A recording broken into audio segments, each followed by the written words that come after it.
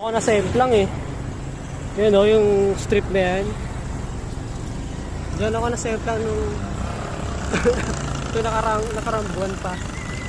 Diyan pagkatapos sa lang. Kaya mag-iingat kayo doon. Sisud yung gulong nyo doon. Especially yung mga naka-road bike.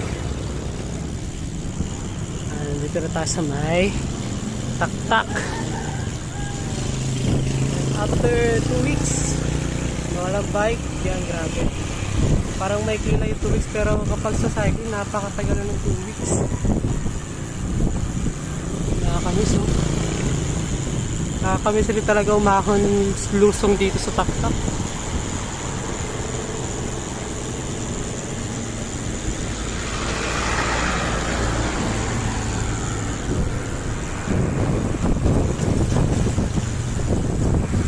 Malubak lang sa part na ito. Ay, ito na yung